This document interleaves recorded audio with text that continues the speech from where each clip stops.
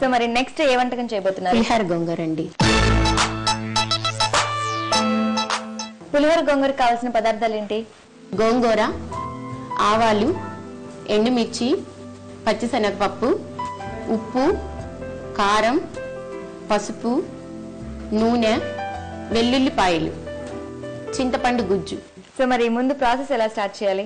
ముందుగా పొయ్యి వెలిగించుకున్నాను. స్టవ్ వెలిగించాలి. ఈ పాన్ పెట్టుకున్నాను. ఓకే, పాన్ పెట్టాలి. ఆయిల్ అందుకు చూడండి, చాలు. ఆయిల్ కాగాలి కదా కొంచెం. అవును, కాగాలి. పులిహోర గోంగూర అనగానే వెరైటీగా అనిపిస్తుంది.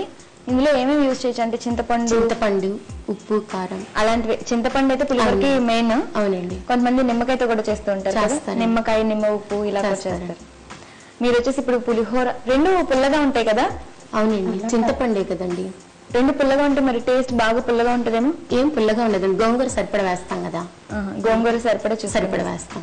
ఓకే, తినబోయే ముందు రుచిలో మీకు అడగడం అంటారా? నూనె కాగింది. ముందుగా పచ్చిపప్పు వేసుకుందామండి.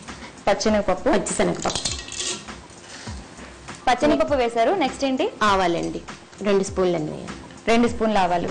నెక్స్ట్ అండి? నెక్స్ట్ చిన్నులపాయలు వేసుకోవాలి. చిన్నులపాయలు కూడా వేశారు. చిన్నులపాయలు అంటేనే మంచి స్మెల్ వస్తూ ఉంటుంది. అది నూనెలో వేగుతుంటే ఇంకా బాగా వస్తాయండి. నెక్స్ట్ ఎండుమిరపకాయలు అండి. ఎండుమిర్చి. అవును, ఇవి బాగా వేయించాలా? బాగా వేగాలండి. చిన్నులపాయ బాగా వేగాలి. సరిపోయిందండి? సరిపోయిందండి, వేయించింది. నెక్స్ట్ ఏం వేయాలి? ఆల్రెడీ కడిగి పెట్టుకున్న గోంగూర అండి. గోంగూర వేసి బాగా కలుపుకోవాలి. తిప్పుతూ ఉండాలా? తిప్పుతూ ఉండాలి. సో వసంత గారు, ఇందాక సాంగ్స్ వింటూ ఉంటాను ఎక్కువగా అన్నారు కదా, సో మరి ఒక మంచి సాంగ్ పాడతారా? కొండలలో నెలకొన్న కోనేటి రాయడువాడు, కొండలంత వరములు కృపెడువాడు. కొండలలో నెలకొన్న కోనేటి రాయడువాడు, దొమ్ములు చేసినట్టి తొండమాంజే కురవర్తి, రమ్మన్న చోటికి వచ్చి ఇమ్మన్న వరములెల్లా ఇచ్చినవాడు. కొండలలో నెలకొన్న కోనేటి రాయడువాడు. ఓకే, దేవుడి పాట చాలా బాగుంది. ఇంట్లో మామూలుగా ఉన్నప్పుడు పాడుకుంటూ ఉంటారా పాటలు? లేదా కొద్దిగా అండి. కొద్దిగా. అవునండి. సో సరిపోతుంది? సరిపోతుందండి. ఇంకా నెక్స్ట్ ఏం చేయాలండి? ఆల్రెడీ చింతపండు గుజ్జు తీసి పెట్టుకున్నానండి, అది వేయాలండి. ఒక కప్పు చింతపండు గుజ్జు. మిగిలినవన్నీ మనకి సరిపడా క్వాంటిటీ. చింతపండు గుజ్జు కూడా పచ్చివాసన పోయే వరకు ఉడికించుకోవాలండి. ఉడికిపోయిందండి? ఉడికిందండి. ఉప్పు కారాలు వేద్దాం. ఉప్పు కారం వేయాలా? ఓకే, సరిపడా గల్లుపు చూసుకుని వేసుకోవాలా? నెక్స్ట్ కారం ఎక్కువగానే పడుతుందండి. కారం అంటే చింతపండు రసం ఉంది కదా, ఓకే, పుల్లగా ఉంటుంది కాబట్టి దాన్ని డామినేట్ చేయడానికి కారం. ఓకే, నెక్స్ట్ పసుపు అండి. కొద్దిగా పసుపు. అవునండి. స్టవ్ ఆఫ్ చేయొచ్చా? ఆఫ్ చేయండి.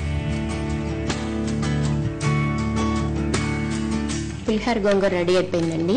ఇది ఎప్పుడైనా చేసుకోవచ్చు. ఒక 15 రోజులు నిల్వ ఉంటుందండి. రైస్లోకి వేడివేడి అన్నాలకి అయితే చాలా బాగుంటుంది. ఓకే,